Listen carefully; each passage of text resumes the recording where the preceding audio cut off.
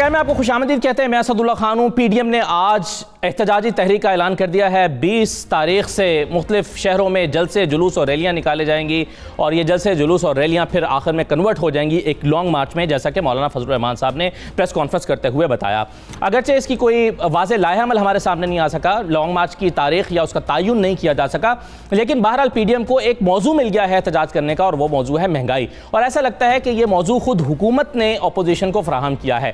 مہنگائی کے علاوہ اور بھی کچھ مسائل ہیں جو اپوزیشن کی آج کی جو پی ڈی ایم کی میٹنگ تھی اس میں ڈسکس ہوئے, جس میں ای وی ایم بھی تھا, جس میں آرڈیننس بھی تھا, اس کو بھی مسترد کیا گیا ہے.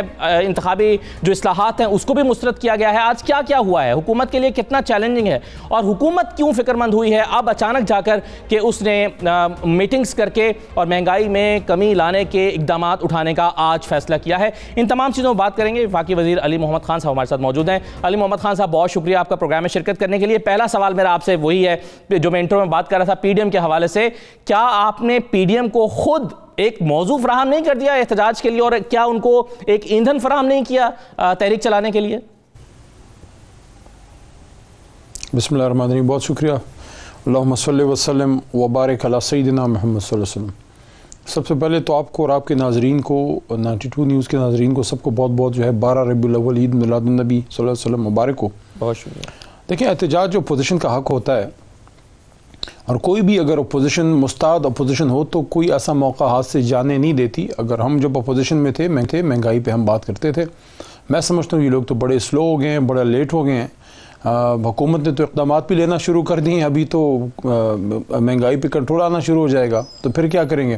اصل میں دیکھیں, عوام سمجھدار ہوتی ہے.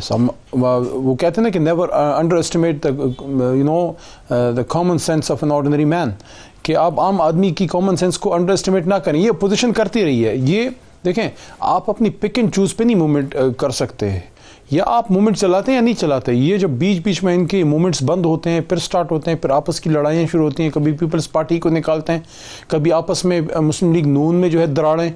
میاں صاحب کچھ کہتے ہیں, شہباز صاحب, مریم بی بی کچھ کہتی ہیں, مولانا صاحب کچھ کہتے ہیں. تو ان حالات میں عوام مہنگائی سے پریشان تو ضرور ہے, میں تو اس سے انکار نہیں کر رہا. حکومت اس پہ ایکشن بھی لے رہی ہے اور انشاءاللہ جلد آپ اس کے ریزلٹس بھی دیکھ لیں گے. لیکن ان لوگوں پہ اعتماد وہ کیسے کریں جو ایک دن تحریک چلاتے ہیں, پھر 2 مہینے نہیں ہوتے, پھر تیسرے مہینے پھر نکل آتے ہیں, پھر ہفتے بعد پھر چلے جاتے ہیں. تو کنفیوژن ہے اپوزیشن کی رینکس میں. تو میں اگر ایک عام پاکستانی ہوں اور میں اس چیز میں احتجاج کے لیے نکلنا چاہوں تو میں 2 بار ضرور سوچوں گا ان لوگوں کے پیچھے. ٹھیک ہے, لیکن علی محمد خان صاحب, کیا یہ درست نہیں ہے کہ جب اپوزیشن نے اس کو اپنا موضوع بنایا ہے, بلاول صاحب نے جلسہ کیا ہے, یہ فیصل آباد میں جلسہ ہوا ہے, مہنگائی کو موضوع بنا لیا گیا ہے, تو پھر حکومت کو اس کی سنگینی کا مزید احساس ہوا ہے. اور آج اسد عمر صاحب بھی آگے پریس کانفرنس کرنے کے لیے, انہوں نے کہا کہ 17.5% سے ہم خوردنی تیل پر ٹیکس کم کر کے 8% پر لا رہے ہیں. جمشید چیمہ صاحب نے بھی کہا کہ جی چینی, آٹا اور یہ سب چیزیں سستی ہونے جا رہی ہیں, اس پر ہم لگا رہے ہیں. پھر وہ شیخ رشید صاحب کو بھی آج آٹا چینی دال یاد آ گیا. تو یہ کیا حکومت کے یا اپوزیشن کے جھنجھوڑنے سے حکومت حرکت میں آئی ہے؟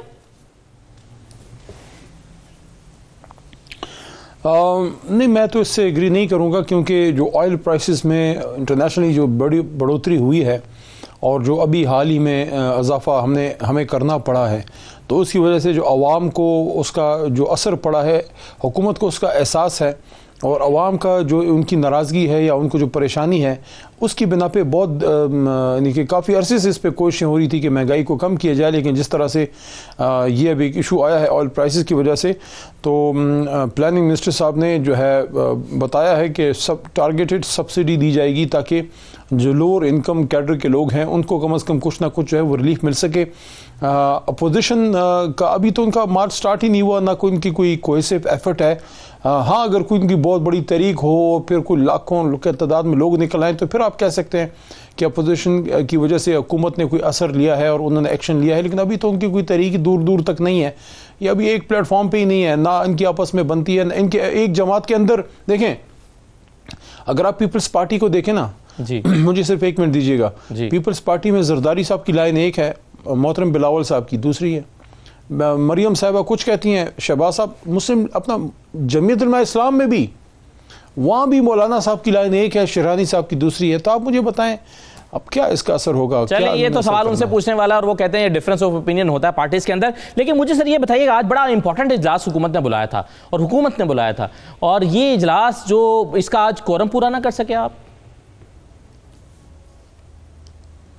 اچھا، یہ آپ نے بڑا اچھا سوال ماشاءاللہ کیا ہے. میں اس پہ بولنا بھی چاہتا تھا، میں نے اس پہ ٹویٹ بھی کی ہے کہ اجلاس ہم نے اسپیشلی ایجنڈے میں ایک اسپیشل رکھا، جو ہے جنرل موشن میں نے رکھوائی پارلیمانی امور سے، اور وہ وزیر اعظم صاحب کی خواہش اور ڈائریکشن پہ، اور جس طرح اسپیکر صاحب اور سب لوگ، اور خاص کر مذہبی امور والے جو ہمارے منسٹر ہیں قادری صاحب، اور سارا ملک جس طرح ربیع الاول کو اس دفعہ اسپیشل اوکیجن کے طور پہ منا رہا ہے. ہر دفعہ اسپیشل ہوتا ہے لیکن اس دفعہ ریاستی سطح پہ ہو ررہا ہے. عشرہ رحمۃ اللہ عالمین جو ہے وہ منایا جا رہا ہے. پروگرام سے ہم اٹھ کے آئے ہیں تو ہم نے اس میں ڈالا جی، اس کو ہم نے ایجنڈے میں ڈالا اور اپوزیشن کو انگیج بھی کیا کہ آج کے دن اسی پہ سپیچ ہوں گی.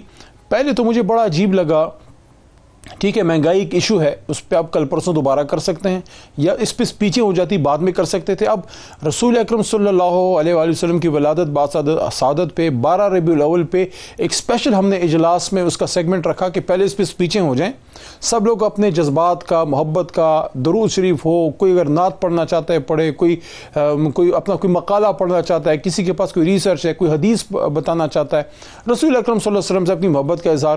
وہاں شہباز صاحب نے جو ہے مہنگائی والی سپیچ کی، میں سمجھتا ہوں بعد میں کر لیتے بہتر تھا. اور اس کے بعد بتائیے علی محمد خان صاحب کہ جب خرم دستگیر نے قرم کی نشاندہی کی تو اس وقت مراد سعید صاحب کس موضوع پر تقریر کر رہے تھے؟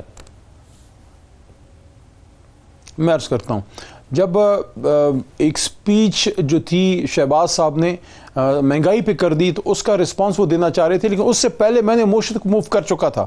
میں موشن موو کر چکا تھا حکومت کی طرف سے اور اپوزیشن کی مشاورت سے کہ یہاں پہ جناب ابھی سپیچیں ہونی ہیں، اور رسول اکرم صلی اللہ علیہ وسلم پہ کل 12 ربیع الاول ہے، عید میلاد النبی ہے، تو آج اس کے لیے بڑا خوبصورت ماحول تھا اور زبردست اوکیزن تھی. مجھے نہیں سمجھ آئی کہ اپوزیشن کو کیوں کورم پوائنٹ آؤٹ کرنے کی ضرورت پڑی.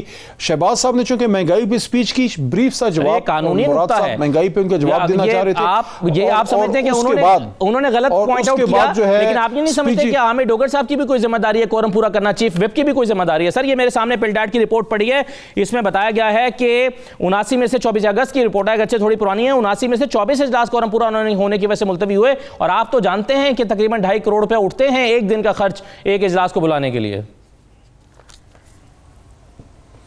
دیکھیں یہ تو میں آپ کی بات سے اصولی طور پہ ایگری کرتا ہوں کہ کورم پورا کرنا حکومت کی ذمہ داری ہوتی ہے، خاص کر حکومتی بزنس کے لیے.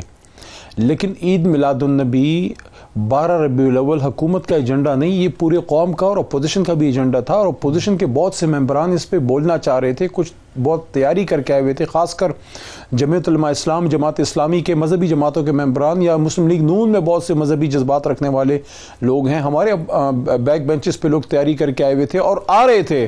تو یہاں پہ دیکھیں کتنا عجیب سا ہے، کتنی ایک میں سمجھتا ہوں کہ قابل افسوس بات ہے کہ سیرت النبی صلی اللہ علیہ وسلم پہ اسپیشل ایک اجلاس ہو اور اس میں اپوزیشن کورم پوائنٹ آؤٹ کرے، اور اس میں دیکھیں کوئی اچھا برا مسلمان کی بات نہیں ہے، صحیح وہ ہم سے بہتر مسلمان ہوں گے، بالکل صحیح، لیکن صرف پرائیورٹیز کی بات ہے کہ جس موضوع پر اجلاس بلایا گیا تو اس پر تقریر ہونے چاہیے، آج کیوں آپ نے کورم پوائنٹ آؤٹ کیا؟ نہ ہوتی تو بہتر تھا. لیکن صحیح ہے. میں سب مجھے ایک اور چیز بتائیے، بات ہے میں اتنا کہہ سکتا ہوں کہ انا للہ و انا الیہ راجعون. چلیے ایک اور موضوع پر میں آپ سے سوال کرنا چاہتا ہوں. شہزاد اکبر صاحب نے آج پرانی شراب پھر نئی بوتل میں بیچنے کی کوشش کی. آج وہ ایک دوبارہ سے وہی فائل جو ان کے پاس پڑی ہوئی ہے اور سب کے پاس، میرے پاس بھی پڑی ہوئی ہے، آپ کے پاس بھی ہوگی، نیب نے عدالت میں جمع کرائی، بہت سارے لوگوں کے پاس، وکیلوں کے پاس ہے، وہ کبھی آگے سے پڑھنا شروع کر دیتے ہیں، کبھی پیچھے سے پڑھنا شروع کر دیتے ہیں، ٹی ڈیز کی بات کرتے ہیں، دوہرا کے وہ باتیں کر رہے ہیں. سوال یہ ہے کہ آپ ایک ایسا سسٹم نہیں بنا سکے پچھلے 3 سال میں جو ٹرائل کو سپیڈ اپ کرے اور 3 سال میں کچھ نہ کچھ تو نکال سکے. 12 گواہان ہوئے ہیں، یہ سسٹم ہے، اس میں شاید کسی کا بھی قصور نہ ہو، سسٹم کا قصور ہے، اور یہ سسٹم ٹھیک کرنا آپ کی ذمہ داری تھی. اس پر بات کیوں نہیں کرتے آپ؟ دیکھیں ہم تو زیادہ تر 12 ربیع الاول کے پروگراموں میں ہی آج بھی بیزی رہے اور کل بھی پورا دن اسی پہ ہونا ہے. اور بہت مجھے یعنی کہ یقین کریں مجھے آج بڑا دکھ ہوا ہے. آپ کا سوال اپنی جگہ پہ، لیکن بڑا دکھ ہوا کہ قومی اسمبلی کا اسپیشل اجلاس سیرت النبی صلی اللہ علیہ وسلم پہ، اور اس میں اپوزیشن نے کورم پوائنٹ آؤٹ کیا، سیاسی پوائنٹ سکورنگ کی، مہنگائی پہ سپیچ کی. یہی مہنگائی ہے، یہی ہمیں بعد میں کر لیتے. سر یہ تو بات اگر کر بھی دی تھی سپیچ تو پھر آرام سے بیٹھے رہتے. مراد صاحب نے 5 منٹ بات کر کے بیٹھ جانا تھا. اب جہاں تک یہ دیکھیں بیرسٹر صاحب کی آپ نے بات کی ہے شہزاد کی، تو کیس کی ڈیٹیل تو زیادہ ان کو ہی پتہ ہوگی کہ آج، کیونکہ آج میں نے فالو نہیں کیا. آپ نے چونکہ ایک پروسیجرل بات کی ہے تو ایز اے وکیل میں اس پہ جواب ضرور دے سکتا ہوں. وہ یہ ہے کہ बिल्कुल मैं आपसे 100% एग्री करता हूं कि उस तरह से हम प्रोसीजर को तेज़ नहीं कर सके, लेकिन उसमें पूरा गुनाह हमारा इसलिए नहीं है कि एक तो केसेस हम तैयार करके प्रोसिक्यूशन जो है वो उसके हद तक तो FIA वगैरह कर सकती है, नैब कर सकती है, नैब तो हमारे नीचे नहीं है लेकिन FIA वगैरह हैं, लेकिन अदालत में तो फिर प्रोसीजर है, प्रोसीजर के लिए रिफॉर्म जो है वो हुकूमत का और अपोजिशन दोनों का एक मिसाल भी इसके लिए मैं पेश कर देता हूं अली मोहम्मद खान साहब आपको कि जो नैब के केसेस हैं वो ज्यादातर अपोजिशन मिसाल के तौर पर आप एक ऑर्डिनेंस लेकर आए हैं, प्रोसीजर को तेज करना और सजाएं दिलवाने के निजाम को तेज करने में ताउन उस तरह से नहीं है, क्योंकि अगर वो ताउन होगा तो सजाएं तो उन्हीं को मिल जानी है, तो वो क्यों अपने गले में फंदा डालेंगे। आप जानते हैं कि 4 महीने पहले मार्च में कुछ तबादले हुए थे नैब के जजेस के, वो 4 महीने तक दोबारा जज अपॉइंट नहीं हो सके, तो जाहिर है उसमें हुकूमत की कोताही रही। उसके बाद एक नैब ऑर्डिनेंस आप लेकर आए हैं, उस ऑर्डिनेंस की एक शिक है जिसका आज शहबाज शरीफ के केस में हवाला आया कि ऑडियो और वीडियो की अब जो एविडेंस है वो ऑडियो वीडियो पर रिकॉर्ड होगा, उसकी ऑडियो रिकॉर्डिंग भी होगी, वीडियो रिकॉर्डिंग भी होगी। इसका अदालत के अंदर कोई इंतजाम मौजूद नहीं है, अदालत के अंदर सिस्टम नहीं है, लेकिन इसको इंप्लीमेंट कर दिया है। नतीजे में क्या हो रहा है, हेयरिंग्स नहीं हो रही और नहीं होंगी तब तक जब तक ये कानून मौजूद रहेगा और वहां पर कोर्ट रूम के अंदर ये फैसिलिटी नहीं होगी। अच्छा, ऐसा है कि क्रिमिनल लॉ रिफॉर्म्स हमारी लॉ मिनिस्ट्री लेके आ रही है और मैं बाय एक्सपीरियंस आपको ये बता सकता हूँ कि हमारे बहुत से केसेस इस वजह से एडजर्न होते हैं और 4-5 महीने में हल होने वाला केस जो है 2-2, 1.5 साल, या मैं आपको कम वैसे बता रहा हूँ, इससे ज़्यादा भी लगता है। क्यों? ये गवाह नहीं है, वो गवाह नहीं आ सका, वो बीमार है, फलाना है, ये करना तो छोड़ें, 2.5 साल में फर्दर जुर्माना नहीं होती है। ये है कि अगर कोई राना सनाउल्लाह साहब में जी अगर कोई गवाह आ नहीं सकता तो अब हम उसमें क्रिमिनल प्रोसीजर कोड में CRPC में चेंज करके ला रहे हैं कि आप उनका वीडियो रिकॉर्डिंग भी कर सकते हैं। इस तरीके से आपकी सहूलत हो जाएगी कि एक गवाह फॉर एग्जांपल मुल्क से बाहर है या वो बीमार है या वो उसको कोई भी इशू है जिसकी वजह से आपको एडजर्मेंट्स लेनी पड़ रही हैं और महीनों केसेस नहीं चल रहे, तो वो एक सहूलत हो जाएगी। अब आपका सवाल अपनी जगह पे दुरुस्त है कि क्या अदालतों में सहूलतें हैं, तो मैं आपको कहूँगा कि अभी नहीं है। उसके लिए कैपेसिटी बिल्डिंग हमने करनी है, उसके लिए हम सपोर्ट करेंगे हमारी सुप्रीम कोर्ट को और हाई कोर्ट्स को और लोअर जुडिशरी को। चलिए, वक्त आपके पास कम रह गया है, उम्मीद करते हैं कि लेजिस्लेशन पहले होनी है, उसके बाद कैपेसिटी बिल्डिंग। उम्मीद करते हैं कि आप अपनी हुकूमत में इसको कर सकें, अगर आपको नतीजा ना भी निकाल सकें तो इनिशिएट कम से कम जरूर कर सकें रिफॉर्म्स के एजेंडे को। बहुत शुक्रिया। अली मोहम्मद खान साहब हमारे साथ मौजूद थे और वो कह रहे थे कि अपोजिशन ने जिस तहरीक का ऐलान किया वो इससे बिल्कुल खौफजदा नहीं है, क्योंकि उनका आपस में मौक़िफ़ बहस नहीं करता और वो इससे पहले कई मरतबा इस तरह की तहरीकों का ऐलान कर चुके हैं, तो इससे वो खौफजदा नहीं है। एक छोटा सा ब्रेक लेते हैं, ब्रेक के बाद वापस आकर PDM के में शामिल जमातों का और पीपल्स पार्टी का मौक़िफ़ जानते हैं और देखते हैं कि वो इस मामले पर क्या सोच रहे हैं। ब्रेक के बाद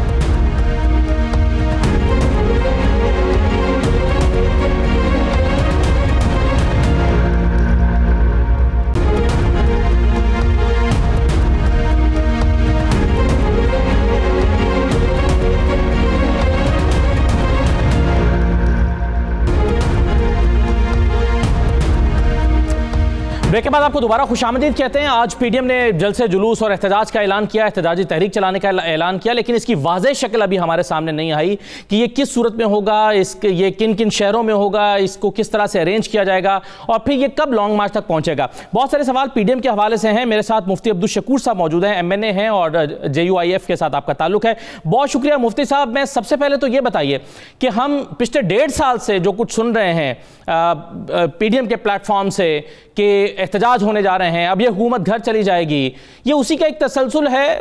पिछले कई वादे और नारे जो हैं वो नाकामी से दो चार हुए। मैं आपको सुनवाना चाहता हूं कि PDM में शामिल जमातें क्या कहती रही हैं माजी में। मुफ्ती साहब, ये पिछले साल के जुमले हैं कि दिसंबर देखने नहीं देंगे, 15 जनवरी से पहले हुकूमत गिर जाएगी। आज नया क्या हुआ है आपके यहां से? बिस्मिल्लाहिर्रहमानिर्रहीम। शुक्रिया हज़रत। असल हकीकत ये है कि इस हुकूमत की बुनियादी तौर पर कोई पोजीशन नहीं। पहले दिन से ये बैसाखियों पर चलने वाली हुकूमत है और ये ख़ुद जो हैं अपनी पाँव पर न कड़ी है पहले दिन से और न उनमें ये सलाहियत है। ये दूसरों के सहारे चलने वाली हुकूमत है और मेरे ख़्याल में अब वो उनसे परेशान है जो इनको चला रहे थे, क्योंकि उनको भी मुतनाज़ा बनाया गया है اور آج کل ہم دیکھتے ہیں کہ اداروں کے بھی یہ دشمن بنے ہوئے ہیں اور ان کے خلاف بھی ان کی جو بیانات ہے مفتی صاحب ان سے ظاہر ہوتا ہے کے لیے معذرت، لیکن یہ بات صحیح ہے، اپنوں کے ہیں نہ پرایوں کے ہیں۔ مفتی صاحب صحیح ہے کہ یہ نالائق حکومت ہے، یہ کمزور حکومت ہے، بیساکھیوں پہ چل رہی ہے، آپ کے سارے الزامات درست ہیں، لیکن 1.5 سال میں پی ڈی ایم نے کیا کیا ہے؟ میرا سوال یہ ہے آپ سے۔ میں بتاتا ہوں جی، اصل میں پی ڈی ایم کے جتنے بھی پارٹیاں ہیں وہ سب جو ہیں اپنے منشور پر کاربند ہے، اپنے دستور پر کاربند ہے، مشترکات کے حوالے سے اب بھی متفق ہے۔ دیکھیے اصل میں کسی اتحاد یا حزب اختلاف کا پتہ اسمبلی میں چلتا ہے۔ اسمبلی کے اندر آج تک بڑے بڑے جتنے بھی ایشوز ہے، خاص کر اس حکومت کے خلاف ہم سب متفق ہے۔ اب اگر آپ کہہ دیں کہ پی ڈی ایم میں مثلا پیپلز پارٹی ہے، وہ علیحدہ ہے پی ڈی ایم سے، بالکل ٹھیک ہے، لیکن وہ بھی یہی کہتی ہے کہ یہ حکومت جو ہے قابل نہیں اس کے کہ اس کو چلنے دے۔ تو میرے خیال میں تمام جماعتیں کہتی ہیں حکومت قابل نہیں ہے چلنے دے، لیکن انہیں گھر بھی بھیجنے دینا نہیں چاہتی۔ آج جو پی ڈی ایم نے فیصلہ کیا، جی دیکھو گھر بھیجنے کے لیے آج بھی ہم نے فیصلہ کیا ہے۔ سیاسی تحریکیں جو جتنے بھی ہوتی ہے اس میں کوئی شک نہیں کہ اس میں تسلسل ہونی چاہیے، تو تسلسل کے ساتھ ہم کام کر رہے ہیں۔ مفتی صاحب یہ بتائیے کہ لانگ مارچ کا حوصلہ کیوں نہیں پڑ رہا پی ڈی ایم کا؟ لانگ مارچ کا حوصلہ کیوں نہیں پڑ رہا پی ڈی ایم کا؟ جی لانگ مارچ کیوں نہیں فیصلہ کر پا رہے آپ لانگ مارچ کا؟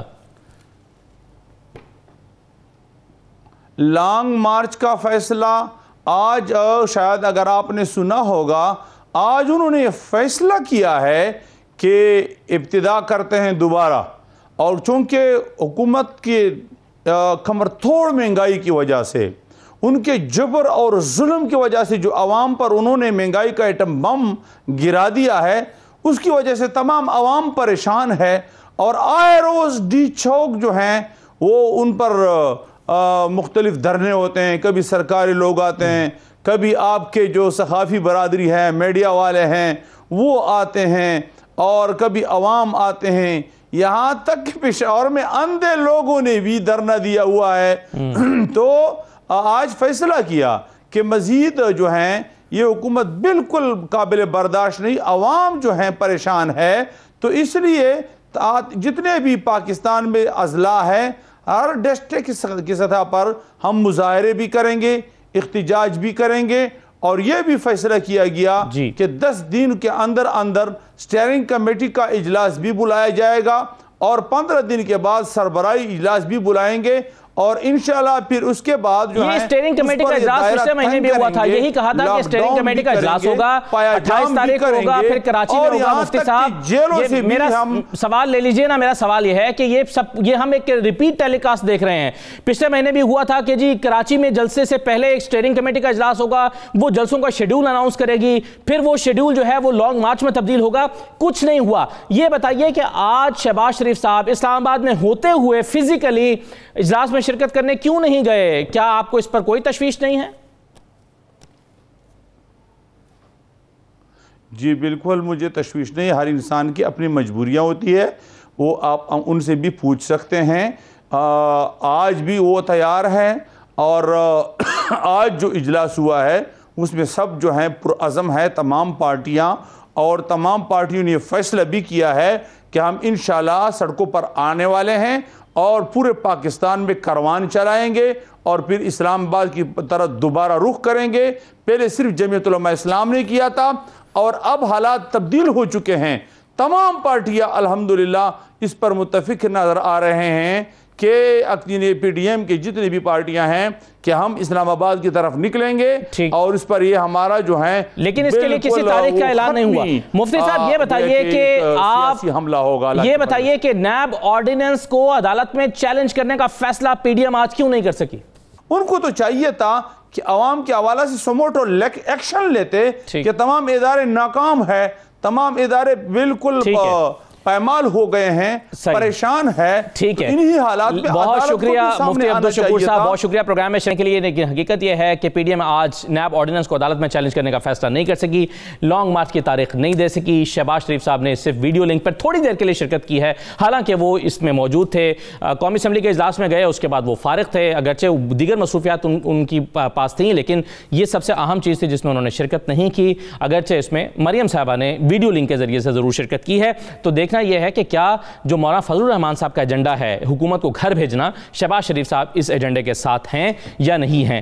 بہرحال ہم آگے بڑھتے ہیں اور بات کرتے ہیں پاکستان پیپلز پارٹی کے رہنما نیّر بخاری صاحب سے. بہت شکریہ بخاری صاحب پروگرام میں شرکت کرنے کے لیے. پی ڈی ایم نے آج اپنی تحریک کا اعلان کیا اور جس طرح سے بتایا گیا کہ بڑی جاندار تحریک کو لے کر آ رہے ہیں. 20 اکتوبر سے شروع کر رہے ہیں, جلسے ہوں گے, جلوس ہوں گے, ریلیاں ہوں گی, پہیہ جام ہڑتالیں ہوں گی اور پھر ایک لانگ مارچ ہوگا اور اس لانگ مارچ کے نتیجے میں حکومت گھر چلی جائے گی. تو میلہ تو پی ڈی ایم لوٹنے جا رہی ہے سر, پیپلز پارٹی کہاں رہ گئی؟ شکریہ. یہ دیکھیں, پی ڈی ایم نے تو آج اعلان کیا ہے, لیکن ہم نے پاکستان پیپلز پارٹی نے 1 ماہ پہلے اعلان کر دیا تھا, اور جس کا آغاز ہم نے اسلام آباد سے کیا. مہنگائی کے خلاف جو احتجاجی جلسہ ہم نے کیا, اور اس میں ہم نے اعلان کیا کہ اب احتجاجی تحریک شروع ہوگی اور ہر ضلع میں احتجاجی کیمپ بھی لگائے جائیں گے اور احتجاجی ریلیاں بھی نکالی جائیں گی. اور کل جب یوم کارساز پہ چیئرمین بلاول کی تقریر بڑے واضح ہے کہ ہم احتجاج ہر ضلع میں کریں گے اور احتجاجی جلسے بھی کریں گے, اور ہم یہ بھی کنسیڈر کر رہے ہیں کہ ہم لانگ مارچ کے حوالے سے کہ ہم لانگ مارچ کا بھی کچھ فیصلہ ہماری جماعت کرے گی سی سی کی مشاورت کے ساتھ.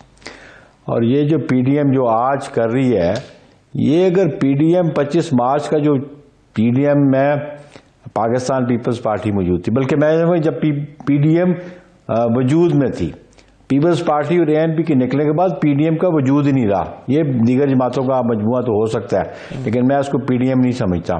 تو اس پہ اگر یہ متفق ہوتے تو آج یہ حکومت گھر جا چکی ہوتی. لیکن پھر بھی ان کی اسٹرینتھ جو ہے وہ پی ڈی ایم کی اسٹرینتھ پیپلز پارٹی کی تنہا جماعت ہے, چونکہ پیپلز پارٹی اس سے زیادہ نہیں ہے ان کے پاس. چلیں 2 بڑی جماعتیں اور کئی اور چھوٹی جماعتیں بھی شامل ہیں ان کے ساتھ.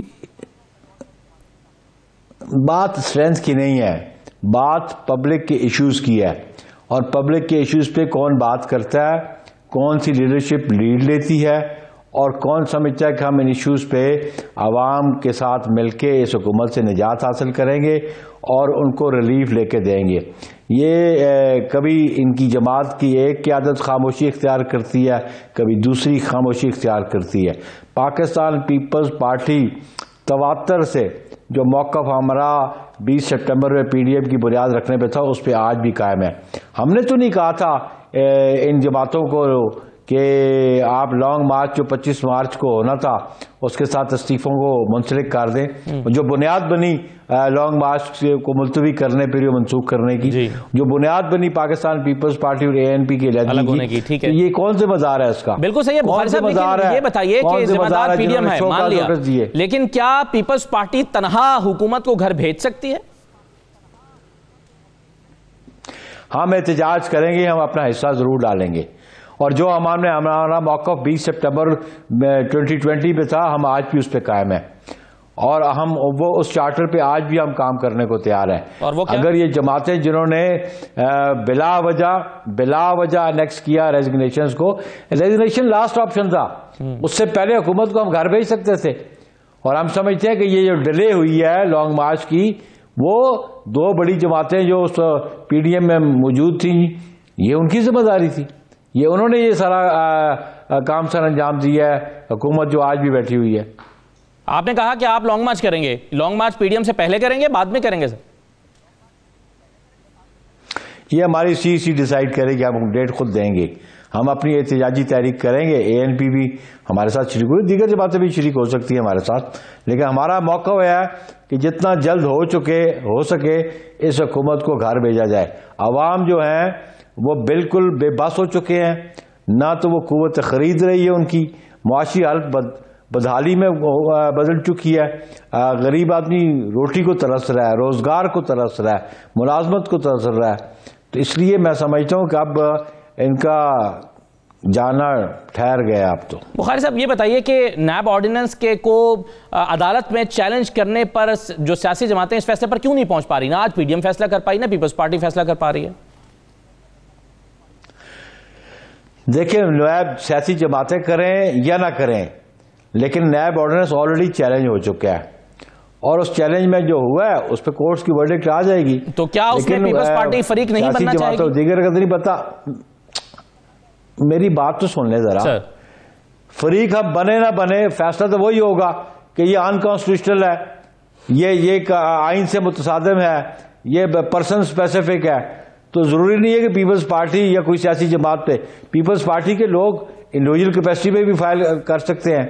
تو ہماری جماعت جو ہے اس پہ بطور پارٹی ہم نے چیلنج کرنا ہے، اس کو ہم پروس کانس دیکھ رہے ہیں، لیکن ہم سمجھتے ہیں کہ ہمارا موقف پہلے بھی آیا، ہمارے چیئرمین کا موقف بھی ہے کہ پرسن اسپیسیفک لا ہے۔ میں ایک بات بڑے زور سے کہتا ہوں، کیا پاکستان میں 22 کروڑ عوام میں سوائے جاوید، جسٹس اقبال کے اور کوئی آنےسٹ آدمی، کمپیٹنٹ آدمی نظر نہیں آتا؟ کیا اس شک کے علاوہ اور شکوں پر بھی آپ کو اعتراض ہے؟ انہوں نے جی ہاں بالکل کچھ چیزیں اس میں انسرٹ کی ہیں، لیکن ان کے ساتھ انہوں نے کچھ باتیں ایسی انیکس کر دی ہیں۔ مثلا ہمارا پہلے بھی موقف تھا کہ یہ ٹرائل کورٹ کے پاس اختیار ہونا چاہیے بیل کا، تو یہ تو وہ پروپوزل تھی جو اپوزیشن نے ان کو آج سے 1.5 سال 2 سال پہلے دی تھی۔ درست بات ہے۔ یہ بتائیں مگر اس آرڈیننس کو پیپلز پارٹی کیوں چیلنج کرنا چاہے گی جبکہ زرداری صاحب اسی کو بنیاد بنا کر بریت کی درخواست بھی دائر کر رہے ہیں، جو کہ مسترد ہو گئی لیکن درخواست تو دائر کی انہوں نے؟ ابھی تک یہ میں سمجھتا ہوں آپ کے نالج میں یہ بات نہیں ہے کہ ہم نے کوئی ایسی درخواست نہیں دی تھی۔ ہم نے درخواست دی تھی کہ وہ کورٹ نے اس دن تاریخ مقرر تھی چارج فریم کرنے کی، تو نئی پٹیشن دائر کی ہے نا چارج آپ فریم نہیں کر سکتے۔ سر نئی پٹیشن دائر کی سنیں نا، آپ بھی تھوڑا سمجھ لیں، میری بات تو سن لیں آپ، بات سن لیں، تھوڑا قانون کو یا تو سمجھ لیں، یا جو آپ کے رپورٹر موجود ہوتے ہیں ان سے اصل بات سن لیں۔ سمجھائیے سر۔ بات یہ ہے کہ میں کورٹ میں خود موجود تھا، ٹھیک ہے، اس دن ہم نے درخواست یہ دی کہ یہ کورٹ چارج فریم نہیں کر سکتی کیونکہ سیکشن 4 میں کہا گیا ہے کہ یہ مس یوز آف اتھارٹی کی جو مقدمات ہیں اور جو بونافائیڈی یا میلافائیڈی کی بنیاد پہ نہیں بنے، یا ان کا جو ایکٹ تھا وہ بونافائیڈی درست تھا، ان کو اپنے اپنے کورٹس میں ٹرانسفر ہونا ہے، ایف آئی اے کی کورٹس میں ٹرانسفر ہونا ہے، اینٹی کرپشن کی کورٹس میں ٹرانسفر ہونا ہے۔ اس لیے ہم سے سمجھتے ہیں کہ وہ جو مقدمہ تھا بٹوین 2 پارٹیز ایگریمنٹ تھا، اس میں گورنمنٹ فنکشنری کوئی نہیں تھا، اس میں آصف علی زرداری کا کوئی رول نہیں تھا، پرائیویٹ پارٹیز کا وہ ایگریمنٹ تھا، اس لیے اس کو پرائیویٹ پارٹیز کا جو ایگریمنٹ ہے وہ نیب کے نیچے نہیں آتا، اس لیے آپ بخاری صاحب میں نے کیا مختلف کہا؟ بات یہ ہے، میں نے بھی یہی کہا، آپ نے میں نے بھی یہی کہا، تو کیا اس میں بریت کی میری بات سنیں جی، آپ اس کو بریت کی درخواست کیسے کہہ سکتے ہیں؟ کیا نئی درخواست شامل کی گئی؟ قانون کو ہم نے درخواست دی کہ چارج فریم یہ عدالت نہیں کر سکتی، اس کی جورسڈکشن نہیں ہے۔ آپ جب قانون نہیں سمجھتے، آپ قانون کی بحث میرے ساتھ کر رہے ہیں۔ پھر میں سوال کر رہا ہوں آپ سے، قانون آپ سمجھتے ہیں، قانون دان ہے، میں تو قانون کا طالب علم بھی نہیں ہوں، میں تو سوال کر رہا ہوں آپ سے۔ آپ نے، میرا سوال یہ تھا کہ آپ نے اس آرڈیننس کو بنیاد بنا کر ایک ریلیف عدالت سے مانگا یا نہیں مانگا؟ وہ ریلیف نہیں ہے، ہم نے جورسڈکشن کو چیلنج کیا، ہم نے کہا یہ آپ کی جورسڈکشن اب نہیں ہے، چارج فریم کرنا اور بات، ایکوٹل کی اور بات، اس فورم پہ جائے گا جب کنسرن کورٹ میں، ادھر میں ہم ضرور درخواست دیں گے۔ ٹھیک ہے، لیکن آپ کم از کم بغیر سمجھے آپ کہتے ہیں نہیں، میں سمجھ رہا ہوں، بہت اچھے طریقے سے میں نے وہ پڑھی ہے آپ کی درخواست سر، وہ میں نے پوری پڑھ کے آپ سے سوال کر رہا ہوں۔ وہ جو درخواست آئی تھی اس میں جن شکوں کا آپ نے حوالہ دیا ہے، جن سیکشنز کو ایز اٹ از کوٹ کیا ہے، میں نے وہ پڑھا ہے، میں سوال کر رہا ہوں آپ سے، میں ایسے ہوا میں سوال نہیں کر رہا تھا۔ بہرحال آپ نے، آپ کا نقطہ نظر اپنا ہے، میرا سوال اپنا ہے۔ مجھے یہ بتائیے سر کہ کیا Peoples Party P D M سے کسی بھی سطح پر رابطے میں ہے؟ ہمارا جو انہوں نے شو کا نوٹسز دیے تھے اور ہمارا موقف تھا کہ یہ ہم سے اپالوجی ٹینڈر کریں تو پھر ہم سوچیں گے، تو پھر ہم اپنی سی سی میں لے کے جائیں گے۔ تو ابھی تک تو ہمارے ساتھ انہوں نے کوئی رجوع نہیں کیا، بہت شکریہ نیر بخاری صاحب پروگرام میں شرکت کے لیے. نیر بخاری صاحب ہمارے ساتھ موجود تھے. ایک بریک لیتے ہیں, بریک کے بعد اعظم نذیر تارڑ صاحب ہمارے ساتھ موجود ہوں گے. کچھ اسی طرح کی ٹھیک ہے سوال ان کے سامنے رکھیں گے کہ آج شہباز شریف صاحب نے بھی تو اسی آرڈیننس کو بنیاد بنا کے ریلیف مانگا ہے نیب کورٹ میں, اس پر وہ کیا کہتے ہیں. بریک کے بعد واپس آ رہے ہیں.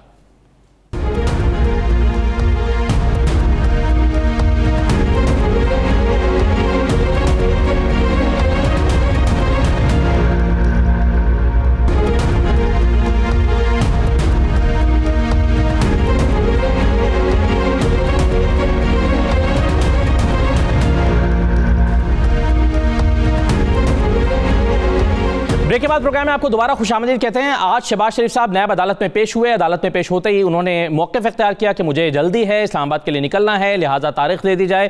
شہباز شریف صاحب کو تاریخ دے دی گئی. ساتھ ہی ساتھ ان کے وکلاء نے یہ موقف عدالت میں آج اختیار کیا کہ نیب کا جو نیا آرڈیننس آیا ہے اس کے بعد 9E کے تحت, سیکشن 9E, اس کے تحت آڈیو ویڈیو ریکارڈنگ کا سسٹم عدالت میں موجود نہیں ہے, کیونکہ جتنا بھی اب ایویڈنس ریکارڈ ہونا ہے وہ آڈیو ویڈیو کے ذریعے ہونا ہے.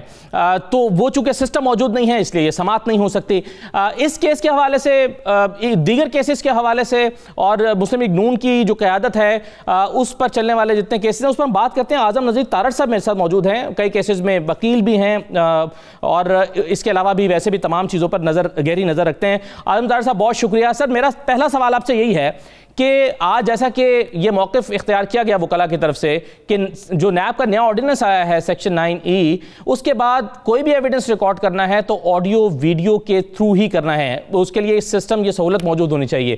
کیا آپ بھی یہ سمجھتے ہیں کہ اس کے بغیر ایویڈنس نہیں ہو سکتا؟ یہ ظاہر ہے کچھ چیزیں ہوتی ہیں جو کہ ڈیفیکٹو ہو چکی ہوتی ہیں, یعنی کہ ان ریئلٹی وہ موجود ہوتی ہے. نیب کو امینڈ تو غیر آئینی طریقے سے کیا گیا ہے, لیکن یہ حقیقت ہے کہ آرڈیننس فیلڈ میں ہے, اور جب آرڈیننس فیلڈ میں ہو تو اس وقت کا جو لا آف لینڈ ہے وہ وہی ہوتا ہے, اور اس میں کیونکہ ورڈ شیل یوز کیا گیا ہے جی, تو اگر کوئی ادروائز شہادت آج کی تاریخ میں کی جائے گی جب تک یہ آرڈیننس فیلڈ میں ہے تو وہ غیر قانونی ہوگی اس قانونی شک کی روح سے. تو انہوں نے ٹھیک پوائنٹ آؤٹ کیا. البتہ یہ بات کی بات ہے کہ اس آرڈیننس کی جو آئینی حیثیت ہے وہ کل کو چیلنج ہونے جا رہی ہے, اس میں کیا فیصلے آتے ہیں یا پارلیمنٹ اس کو دوبارہ منظور کرتی ہے یا نہیں, لیکن یہ حقیقت ہے کہ آج صورتحال یہ. تو اعظم تارڑ صاحب اس میں آپ جو مخالفین ہیں آپ کے وہ یہ کہہ رہے ہیں کہ جن شکوں سے آپ کو فائدہ ہو سکتا ہے اور آپ کو ایک ڈیلے مل سکتا تھا, آپ اپنے کیس کو تاخیر کا شکار کر سکتے تھے, اس کو آپ اپنے فائدے کے لیے استعمال کر رہے ہیں اور باقی آپ ویسے اس کی مخالفت کر رہے ہیں. تو یہ اصولی موقف تو نہ ہوا, یہ مخالفین کا نقطہ نظر ہے. مجھے تو اس پہ ہنسی آئے گی کیونکہ کسی کیس میں بھی ڈیلینگ ٹیکٹکس کی اس لیے ضرورت نہیں ہے کہ اس میں تو ابھی سینکڑوں گواہان موجود ہیں, درجنوں گواہان ابھی ریکارڈ ہونے ہیں, اور وہ پتہ نہیں کب جا کے انہوں نے منطقی انجام کو پہنچنا ان کیسز میں, جو تینوں کیسز ہیں شہباز صاحب کے خلاف یا ان کے دیگر رکائے کار کے خلاف. میں نہیں سمجھتا کہ یہ ڈیلینگ ٹیکٹکس ہے. یہ خود انہوں نے, وہ کہتے ہیں کہ یہ ان کی شوق کی چوڑیاں ہیں, حکومت نے یہ قانون خود بنا کے دے دیا. ان کے عزائم تو کچھ اور ہیں, وہ تو پرفیکٹ ججز لگا کے اور ایویڈنس ریکارڈ کرنے کے طریقے جو ہیں چینج کر کے. ان کی خواہش تو یہ ہے کہ اپنے سیاسی مخالفین کو وہ دیوار میں چنے, لیکن میرا نہیں خیال کہ یہ ان کی خواہش پوری ہوگی. رہی بات یہ پوائنٹ آؤٹ کرنے کی کہ آج کا جو قانون ہے اس کے تحت یہ چیز جائز ہے, یہ جائز نہیں ہے. یہ ایک پروفیشنل لائر کی قانونی ذمہ داری ہے, اور جج صاحبان جو ہیں جی وہ ظاہر ہے اپنا مائنڈ اپلائی کرتے ہیں, وہ کوئی مشینی فیصلے تو نہیں کرتے, وہ قانون دیکھ کے کرتے ہیں نا فیصلے کہ یہ ہو سکتا ہے, یہ نہیں ہو سکتا ہے. کورٹ کا خود یہ خیال تھا پچھلی تاریخ کے اوپر کہ یہ ممکن نہیں, آپ پڑھ کے آئیے گا. آج ہمارے وکیل نے کہا کہ ہاں صورتحال یہی ہے, ہم آپ سے اتفاق کرتے ہیں, لیکن آپ کو میں بتا رہا ہوں کہ پولیٹیکل پارٹیز جو اپوزیشن میں بیٹھی ہیں انہوں نے یہ طے کیا ہے کہ یہ نیب آرڈیننس چیلنج کر رہے ہیں, اور آئندہ چند دنوں میں انشاءاللہ العزیز یہ مقدمات. آج بہرحال پی ڈی ایم کا اجلاس تھا, اس میں تو یہ فیصلہ نہیں ہو سکا کہ اس کو عدالت میں چیلنج کر رہے ہیں پی ڈی ایم کے پلیٹ فارم سے. پی ڈی ایم کا فیصلہ بالکل یہ اجلاس میں نہیں تھا ہونا. آپ کو پتہ ہے کہ جب کوئی قانونی موشگافیاں ہوتی ہیں تو اس کے لیے ایک چھوٹی سب کمیٹی بنائی جاتی ہے. ٹھیک ہے. اچھا طاہر صاحب، آپ نے ابھی جیسا کہ گواہان کا ذکر کیا، آپ نے کہا کہ درجنوں گواہان ہیں جو ابھی ریکارڈ ہونے ہیں. یہ بتائیے کہ اس میں ایک کیس میں ایک ڈیولپمنٹ ہوئی ہے، اور ڈیولپمنٹ یہ ہوئی ہے کہ نصرت شہباز صاحبہ ان پر اب چارج فریم ہوا ہے. اس کی اب قانونی پہلو کیا ہے کہ 110 میں سے 12 گواہان کے ابھی تک بیان ریکارڈ ہوئے تھے، اب نصرت شہباز صاحبہ پر فرد جو عائد ہونے کے بعد کیا وہ 12 کے 12 گواہان بھی دوبارہ سے ریکارڈ ہوں گے جو 2.5 سال میں ریکارڈ ہوئے ہیں؟ جی 2.5 سال میں تو اب ان کی اپنی مرضی ہے نا. نیب نے اگر یہ سپیڈ رکھنی ہو کہ لوگوں کی ضمانتیں روکنے کے لیے وہ ٹرائل ڈیلے کرے، 2.25 سال تو تفتیش ہوتی رہی ہے اس کیس میں، انہوں نے ریفرنس بھی فائل نہیں کیا. تو اب ظاہر ہے جب انہوں نے پروسیڈنگ جوائن کی ہیں، انہوں نے جلد بازی میں ان کی بیماری کو پس پش ڈالتے ہوئے، ان کے ایج فیکٹر کو پس پش ڈالتے ہوئے، ان violation of law and policy انہوں نے یہ ٹرائل شروع کر دیا تھا. اب ظاہر ہے جب کورٹ نے آرڈر کیا اور یہ عدالت عالیہ نے کیس ڈیمانڈ کیا تھا کہ آپ ان سے قانون کے تحت فرد جرم عائد کر سکتے ہیں اور ان کی ایبسنس میں ان کا پلیڈر کے ذریعے ہو سکتی ہے، تو ظاہر ہے اب اس کو دوبارہ ریکارڈ کرنا پڑے گا. یہ ویسے ہی آپ نے دیکھ لیا جو اس تفتیش کے ساتھ لندن میں جو حشر ہوا ہے ایک نیوٹرل جگہ پہ، اس کے بعد اور جو لاہور ہائی کورٹ کے 5 جج صاحبان نے جب میاں شہباز شریف کو ضمانت دی، انہوں نے جو لکھا اس کیس کی جو حقیقت کھولی، اس کے بعد میرا نہیں خیال کہ اس کیس کے پلے کچھ ہے. صحیح ہے، چلیں وہ تو ابھی ضمانت ہوئی ہے سر، ٹرائل تو باقی آپ جانتے ہیں اس کے قانونی طور پر تو اب سب سے زیادہ. سر ایک تاثر یہ ہے کہ جو ٹرائل ہے وہ سلو چل رہا ہے، اور اس کو آپ نے ظاہر ہے ضمانت لینے کے لیے بھی استعمال کیا. ہم دیکھتے تھے کہ وہاں پر ضمانت کے لیے اس کو آرگومنٹ کے طور پر استعمال کیا کہ بھئی ان کا کیا قصور ہے، ٹرائل سلو چل رہا ہے. یہ ٹرائل سلو کے حوالے سے پروسیکیوٹر کا یہ خیال ہے کہ اس میں شہباز شریف اور ان کی قانون ٹیم بھی رکاوٹ ہے. جیسے آج بھی شہباز شریف صاحب نے پیش ہو کر کہا کہ جی میں نے اسلام آباد جانا ہے، میں 1 گھنٹہ بھی نہیں ٹھہر سکتا، مجھے فوراً تاریخ دی جائے، اور وہ تلاوت سے بھی پہلے روسٹم پر چلے گئے اور تاریخ انہوں نے 5 منٹ کے اندر اندر لے لی. تو کیا اس میں آپ نہیں سمجھتے کہ دوسری سائیڈ کا بھی تاخیر کا شکار کرنے میں کچھ نہ کچھ رول ضرور ہے؟ نہیں دیکھیے، بڑی سیدھی سی بات ہے، جب جج میں آپ نا چیزوں کو کاٹ کے کٹ اینڈ پیسٹ کر کے سوال پوچھ رہے ہیں، آپ تھوڑی سی تحقیق، آپ بھائی ہیں میرے لیے بہت محترم ہے، اسے بالکل مائنڈ نہ کیجیے کہ آپ تو ایک نیوٹرل شخص ہے. پچھلی تاریخ سے، اور یہ چیز آن ریکارڈ ہے، اگر میں غلط ہوں تو میں پروگرام میں آ کے آپ سے معذرت کروں گا اس بات سے. جی پچھلی تاریخ پہ ٹرائل جج نے خود کہا تھا شہباز صاحب کے وکیل کو کہ آرڈیننس فیلڈ میں ہے، آرڈیننس کی سیکشن 9E کے تحت یہ evidence it shall be recorded. میں نے آپ کا نقطہ نظر مان لیا سر، اور میں سمجھ بھی گیا، لیکن میری گزارش صرف یہ ہے کہ آج میری بھی تو بات آپ کہیے سر، کہیے سر. مجھے تو 10 دفعہ آپ کی طرف سے حکم آیا ہے کہ میں کہتے ہوں کہ آپ نے پروگرام جوائن کہیے سر، آپ میری بات بھی نہیں سنتے. جی کہیے. جب ٹرائل جج نے پچھلی تاریخ پہ آج سے 8 دن پہلے کہہ دیا کہ آپ پڑھ کے آئیے گا کہ آیا جو میں بات کر رہا ہوں وہ درست ہے یا غلط ہے. قانون میں وہ لکھا ہے کہ یہ ایویڈنس اب ریکارڈ نہیں ہو سکتی.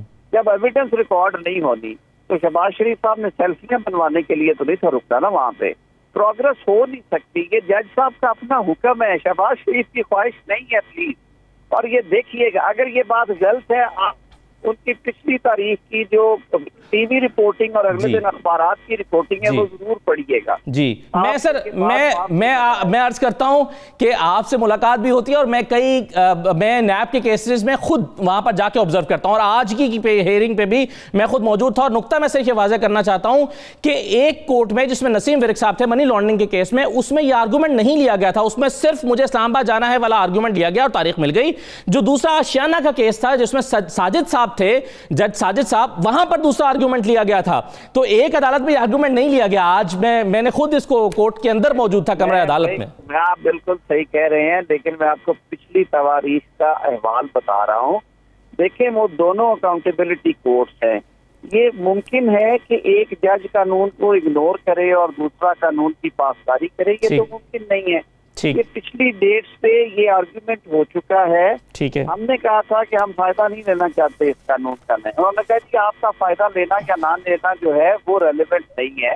ایلیمنٹ یہ ہے کہ ایویڈنس ریکارڈ کرنے کا طریقہ تبدیل کر دیا گیا ہے. وہ کیا بددھیانتی سے حکومت نے. رائٹ سر, میں تارڑ صاحب میں معذرت چاہتا ہوں, مجھے وقت کی قلت آ رہی ہے, حالانکہ میں آپ سے ماڈل ٹاؤن میں جو JIT کا معاملہ ہے اس پہ بھی بات کرنا چاہتا ہوں, اور رانا ثناء اللہ صاحب کے فرد جرم 22 سال میں عائد نہیں ہو سکی اس پہ بھی بات کرنا چاہتا تھا. اگر آپ دوبارہ میں آپ کو زحمت دوں گا 1-2 دن کے بعد, تاکہ ہم اس پر بھی سیر حاصل گفتگو کر سکیں, کیونکہ بہت سارے پہلو ایسے ہیں جس پر بات ہونا باقی ہے. بہرحال بہت شکریہ آپ کا پروگرام میں شرکت کرنے کے لیے. میں ایک چھوٹا سا بریک لے رہا ہوں, بریک کے بعد واپس آئیں گے تو ہم بات کریں گے لاہور میں سموگ جیسی کوئی چیز نظر آ رہی ہے جس کو ہیز کہا جا رہا ہے. سموگ اور ہیز میں کیا فرق ہے, اس پر ہم گفتگو کرتے ہیں, اور یہ کیا اتنی ہی ڈینجرس ہے, یہ کیوں پیدا ہو رہی ہے, اور عوام کو کیا کرنا چاہیے, تو اس پر گفتگو کریں گے. ایک چھوٹے سے بریک کے بعد واپس آتے ہیں.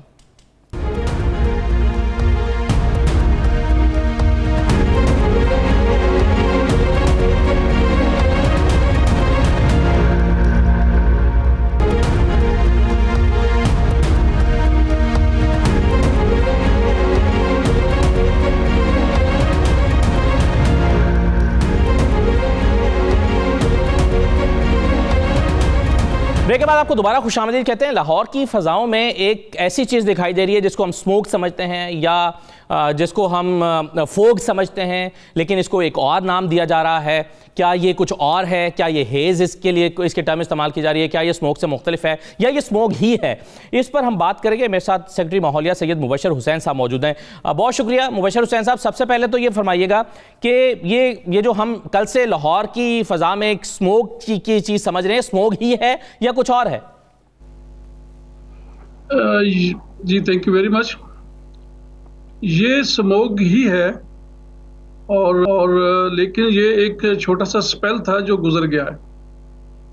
اور یہ ایکچولی ہوا پچھلے دنوں, جو 2-3 دن سے پہلے یہ سپیل آیا, یہ انڈین ٹیریٹری میں بہت زیادہ ایکسیسو سٹبل برننگ انہوں نے کی, اور ہوا کا رخ نیچرلی اس سیزن میں جو ہے وہ انڈیا سے پاکستان کی طرف آتا ہے. اس پریشر میں یہ ایئر جب ادھر آئی تو یہاں پہ یہ جو اس پچھلے 1-2 دن میں یہ ایک بنا, یہ سموک کا جو ہے جو واقعی یہ ایمبیٹ جو ہے ایئر کوالٹی لیول جب وہ ہائی ہوا تھا, تو یہ ابھی جو ہے اس کا سپیل گزر گیا ہے.